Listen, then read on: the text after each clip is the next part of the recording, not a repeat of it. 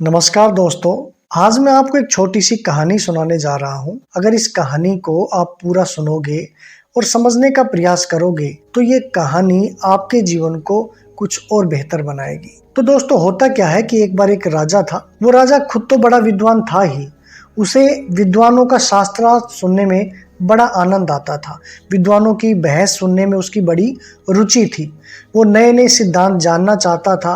तो ऐसे ही वो राजा हमेशा बहुत से विद्वानों को आमंत्रित करता था और उनकी बातें सुनता था, और उसको जो बातें अच्छी लगती थी उसके लिए उनको पुरस्कार भी देता था। तो ऐसे करते करते एक लंबा समय बीत गया था और राजा को लगने लगा था कि यार, बहुत से विद्वान आते हैं और मैं उनकी बहस देखता भी हूँ, सुनता हूँ, बड़ा आनंद भी आता है। और देखता हूँ कि किसी दिन कोई विद्वान हार जाता है और कोई विद्वान जीत जाता है। तो जो विद्वान जीत जाता है उसकी बातें बिल्कुल सत्य जान पड़ती हैं और लगता है कि इसी की बात अंतिम सत्य है। और कुछ दिन बाद में जब दूसरा विद्वान बुलाता हूँ तो वो पहले वाले की बात काट जाता है, और जब उस विद्वान की मैं सुनता हूँ तो लगता है कि यार, ये सही कह रहा है, वो पहले वाला विद्वान था, उसकी बात गलत लगने लगती है। उसके बाद उसको पुरस्कार देता हूँ, फिर उसके बाद कोई नया विद्वान आता है, वो पहले वाले को गलत साबित करता है। तो ये क्या है, वो उसके कुछ समझ में नहीं आता। तो एक दिन राजा जो था वो क्या करता है कि एक बड़ी सभा बुलाता है। इतनी बड़ी सभा कि वो अब तक जितने शास्त्रार्थ कर चुके थे वो विद्वानों को भी बुलाता है, और जिनको नहीं जानता था, जिनके बारे में केवल सुना था, उनको भी बुलाता है और एक बड़ी सभा का आयोजन करता है। और बड़ी सभा का आयोजन करके वो सभी विद्वानों से निवेदन करता है कि भाई, मैंने बहुत से विद्वानों को सुना, उनका शास्त्रार्थ सुना, उनकी बातें सुनी, सभी बातें अच्छी हैं, लेकिन सभी बातें एक दूसरे को काट जाती हैं, एक दूसरे की बातों को गलत साबित कर जाती है अपने अपने तर्कों के द्वारा। तो क्या आप में से कोई ऐसा विद्वान है जो बात तो बिल्कुल संक्षिप्त कहे, लेकिन हर स्थिति परिस्थिति में वो बात सत्य हो, वो कभी झूठ जान नहीं पड़े, यानी कि वो गलत कभी साबित ना हो? अब ये जब बात विद्वानों ने सुनी तो वो दंग रह गए। वो दंग क्यों रह गए? क्योंकि वो तो बड़े बड़े ग्रंथ लेके आए थे। अब राजा ने शर्त रख दी कि बात संक्षिप्त होनी चाहिए, और इतनी संक्षिप्त कि राजा कहता था कि इतनी संक्षिप्त होनी चाहिए कि उस बात को मैं अपनी अंगूठी में भी गुदवा सकूं, और जब मुझे जरूरत लगे मैं उसको पढ़ सकूं। ऐसी परम सत्य बात होनी चाहिए। तो ये जो बात थी, ये तो विद्वानों की समझ से परे थी, क्योंकि तो बड़े बड़े ग्रंथ लेके आए थे, बड़ी बड़ी व्याख्याएं लेके आए थे, और उनको पता चला कितनी बड़ी सभा है तो और भी तैयारी करके आए थे। तो किसी की कुछ समझ में नहीं आ रहा था कि राजा को हम क्या बताएं। तो अंत में फिर एक विद्वान हिम्मत करता है और वो राजा जी से कहता है कि राजा जी, आपकी इच्छा को मैं पूरी करूंगा।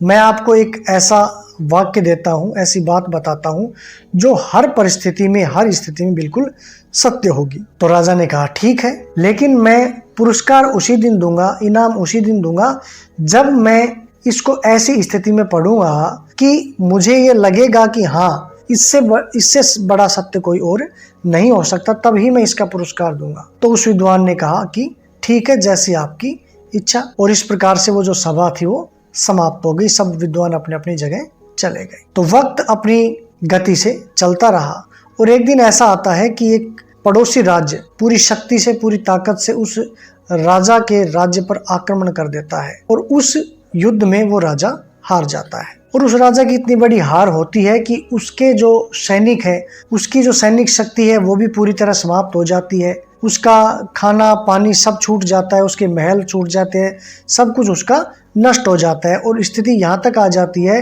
कि वो जो राजा है वो उसको पहाड़ों में शरण लेनी पड़ती है। जब वो पहाड़ों में चला गया, पहाड़ों में जाने के बाद वो देखता है कि विजेता राजा की सेना पहाड़ी की तरफ ही आ रही है। तो राजा को लगने लगा कि यार, अब तो जीवन जो है वो अंतिम क्षणों में है, अंतिम स्थिति में है, तो क्यों ना मैं पहले ही समर्पण कर दूं, ताकि मेरा जो परिवार है, मेरे जो कुछ निजी व्यक्ति हैं, वो मारे जाने से बच जाएं। क्योंकि जो शत्रु सैनिक है वो मुझे देखते ही मुझ पर आक्रमण करेंगे, और मेरे साथ मेरे जो परिजन है ये भी मारे जाएंगे। तो राजा सोचता है क्यों ना मैं पहले ही समर्पण कर दूं।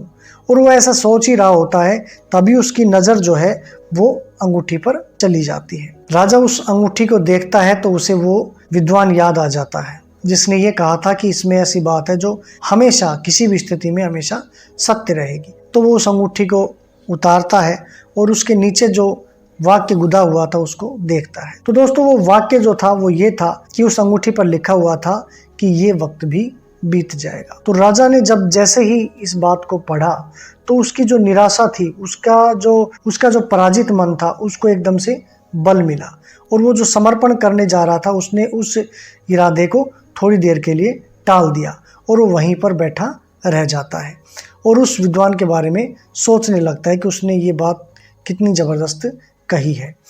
अब थोड़ी देर में वो क्या देखता है कि वो जो सेना थी जो राजा को ढूंढने के लिए आई हुई थी वो राजा के बगल से गुजर जाती है, क्योंकि वो राजा को ढूंढने के लिए आई थी और वो अपना एक रास्ता तय कर रखा था और वो साइड से निकलकर दूसरी तरफ उतर जाती है।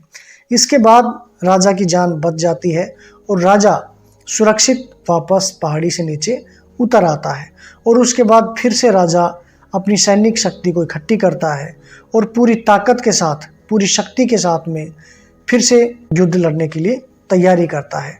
और अब की बार उसने ऐसा आक्रमण किया उस राजा ने कि इस बार उस राजा ने न केवल जीत हासिल की बल्कि अपना राज्य भी हथिया लिया और राज्य के अलावा जो उस राजा की जो भूमि थी उस भूमि को भी उसने कब्जे में ले लिया। इसके बाद में जबरदस्त जश्न हुआ, जबरदस्त आनंद मनाया गया, धूमधाम से कार्यक्रम रखे गए, समारोह रखे गए और वो जब राजा बैठा हुआ था तब उसकी नज़र फिर उस अंगूठी पर गई और उसने फिर उस अंगूठी को उतार कर और फिर उस अंगूठी को देखा। उसके नीचे लिखा हुआ था कि यह वक्त भी बीत जाएगा और राजा फिर से मुस्कुराया और राजा ने अब की बार उस विद्वान को अपनी सभा में बुलाया और उसको बहुत बड़े बड़े पुरस्कारों से नवाजा। उस राजा ने उसने कहा कि मैंने इतने शास्त्र पढ़े, इतनी बातें पढ़ी, इतना सब कुछ पढ़ा, लेकिन उसमें मुझे कुछ सार नहीं मिला जो इस बात में मिला कि ये वक्त भी बीत जाएगा।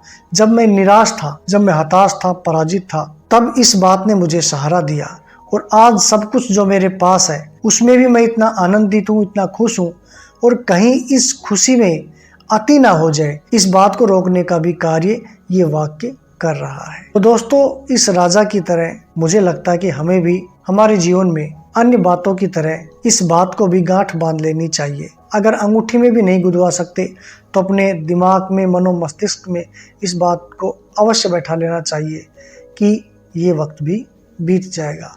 इससे होगा क्या कि आप किसी भी प्रकार के अतिरेक में नहीं जाओगे, न तो कभी निराशा में इतने निराश हो जाओगे कि आप समर्पण ही कर दो और न कभी खुशी के क्षणों में, आनंद के क्षणों में या कुछ अर्जित प्राप्त करने के क्षणों में इतने आनंदित हो जाओगे कि आप उसी में ही खोकर रह जाओगे। तो दोस्तों ये थी आज की छोटी सी कहानी। इस कहानी से आपने क्या सीखा, क्या आपको सीखने को मिला, आप कमेंट बॉक्स में ज़रूर लिखिए। मिलते हैं इसी प्रकार के एक और मोटिवेशनल शॉर्ट स्टोरी को लेकर।